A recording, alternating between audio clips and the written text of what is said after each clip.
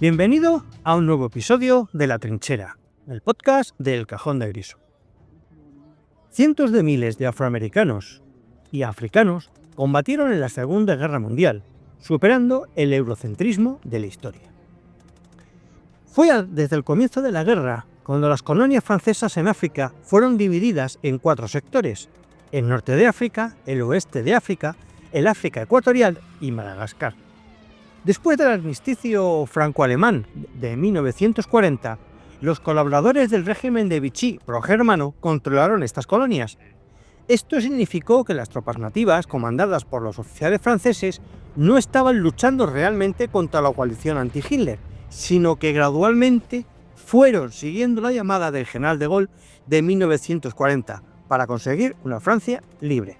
L'honneur, le bon sens, l'intérêt supérieur de la patrie commande à tous les Français libres de continuer le combat là où ils seront et comme ils pourront. Hacia el final de la guerra, más de 500.000 de africanos de las colonias francesas estaban combatiendo en el bando de Gaulle.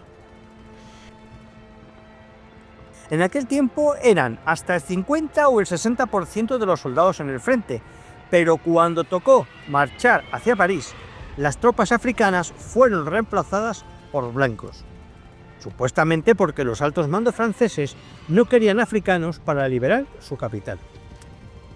Al menos unos 320.000 soldados del ejército francés provenían de las colonias del norte de África. A cambio de combatir contra los alemanes, a los argelinos se les prometió la independencia.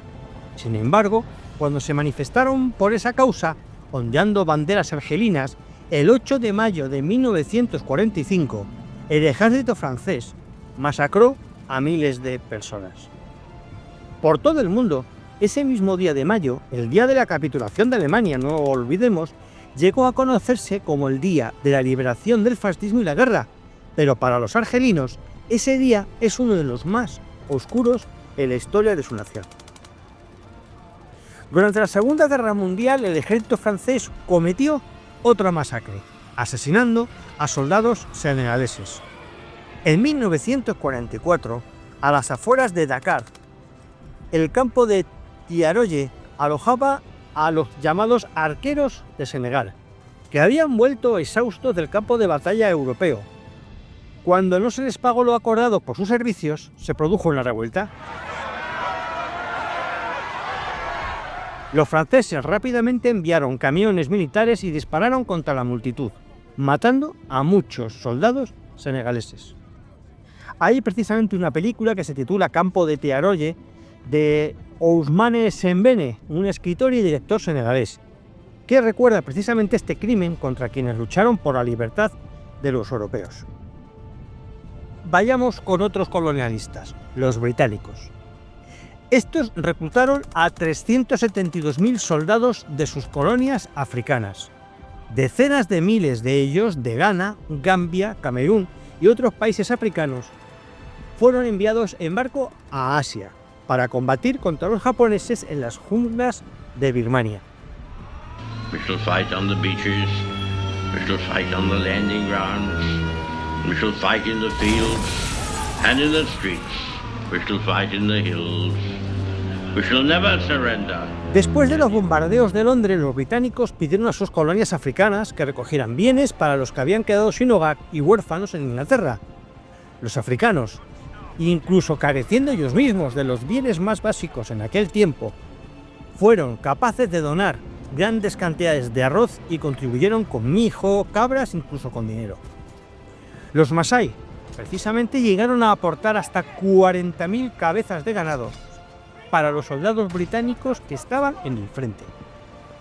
A estas cifras, desde luego, no debemos olvidar sumar a los más del 1 millón de afroamericanos que lucharon en el ejército estadounidense, un ejército que luchaba por la libertad, pero en el que existía la segregación racial.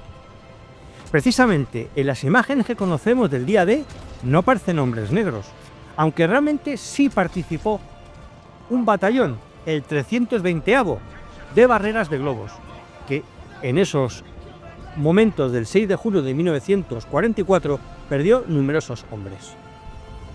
A la inmensa mayoría de los negros se les destinó a labores auxiliares, aunque fueran importantes. Enterraban cadáveres, conducían camiones, reparaban tanques, cocinaban, limpiaban. Y los pocos que sí tuvieron la oportunidad de entrar en combate lo hicieron en unidades donde solo había negros. Del puñado de afroamericanos que alcanzó el grado de oficial, a ninguno se le permitió mandar sobre un blanco, aunque este fuera un simple recluta. Resulta paradójico el hecho de que Estados Unidos luchó en un conflicto contra los peores regímenes racistas, con unas fuerzas armadas en las que existía el racismo, y cuando ganaron, estos victoriosos soldados negros regresaron a un país donde seguían siendo ciudadanos de segunda. Y precisamente fueron ellos, estos veteranos negros de la Segunda Guerra Mundial, lo que tuvieron un papel destacado en el movimiento por los derechos civiles, que puso fin a la segregación un par de décadas más tarde.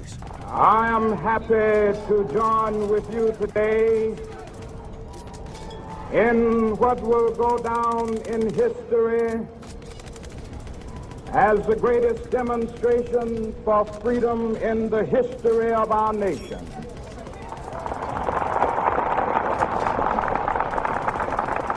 En 1939, estas Fuerzas Armadas estadounidenses eran, digamos, blancas casi en su totalidad. Apenas había unos 4.000 negros, y tan solo 12 habían llegado a oficial. El ejército solo los aceptaba en 4 de sus unidades. La Marina solo les dejaba trabajar en las cocinas, y en los marines no había ni un solo soldado negro. Todo esto empezó a cambiar algo como un año antes del ataque japonés a Pearl Harbor. El Estado comenzó a organizar un sistema de reclutamiento, aunque se pensaba que el alistamiento de negros desmoralizaría a las unidades y debilitaría su efectividad, mezclando a blancos con negros. Al final, la presión de las organizaciones pro derechos civiles obligó al presidente Roosevelt a llegar a una solución de compromiso, digamos. Al principio de 1940, decidió eliminar los límites al número de militares negros, y ante la amenaza de una manifestación masiva en Washington, prohibió por decreto la discriminación racial en la industria de defensa. Sin embargo, las desigualdades más profundas aún seguían presentes. Aunque se admitió a los negros en los ejércitos, negros y blancos seguían sirviendo en unidades separadas, y los oficiales afroamericanos solo podían mandar a otros negros. La medida de Roosevelt no estaba destinada a que negros y blancos se mezclaran en los mismos regimientos. De hecho, un estudio de la Escuela de Guerra del Ejército de Estados Unidos, ya desde 1925, afirmaba que los soldados afroamericanos eran descuidados, inestables, irresponsables y también inmorales y mentirosos. Vamos, una auténtica barbaridad. Además, en este informe, en este estudio, decía que los mismos soldados afroamericanos se consideran de forma natural inferiores. Con todo ello, no se les destinaba a unidades de combate, sino a tareas manuales y de apoyo. Todas estas barbaridades racistas las rompieron los mismos soldados afroamericanos. Un ejemplo de ello fueron los conductores de la Red Ball Express. Estos fueron fundamentales para mantener el avance aliado tras el día D. Durante casi 3 meses y en viajes de ida y vuelta de más de 50 horas, cruzaron Francia una y otra vez, conduciendo sin luces durante la noche para no dar pistas a los aviones nazis y sorteando las minas como podían. Los pocos que sí llegaron a servir en unidades de combate, que como hemos dicho eran enteramente negras, también taparon la boca a los expertos de la escuela de guerra. Los aviones de Tuskegee, el primer experimento militar en que los militares permitieron la formación de pilotos negros, volaron en más de 15.000 misiones escoltando bombarderos, y su gran habilidad les valió más de 150 condecoraciones. También lo demostró el batallón de tanques 161, que liberó más de 30 ciudades europeas, o el batallón de globos antiaéreos 320 del que habíamos hablado antes. A pesar de la segregación que vivieron las Fuerzas Armadas de los Estados Unidos durante toda la guerra, el 16 de diciembre de 1944, el alto mando no tuvo más remedio que romperla. Fue en la batalla de las Ardenas, en la que las 2 primeras semanas los estadounidenses sufrieron más de 40.000 bajas.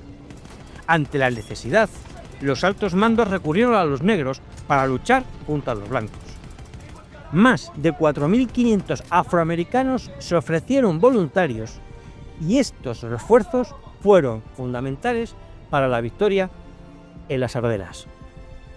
Tras la batalla, el general en jefe de la 101ª División Aerotransportada hizo la recomendación para que el 969º Batallón Negro fuera condecorado, con lo que se convirtió en la primera unidad afroamericana de combate en recibir una distinción. Tras la victoria, muchas de estas unidades afroamericanas participaron en la ocupación de Alemania. Desde luego, es irónico que estos soldados tuvieran que ayudar a eliminar los restos del nazismo cuando ellos mismos eran víctimas de un racismo institucional tanto fuera como dentro del ejército. Las autoridades militares estadounidenses las situaron lejos de las grandes ciudades y, según algunos autores, desconfiaban de situarlos en posiciones de poder frente a los alemanes, que a fin de cuentas eran blancos.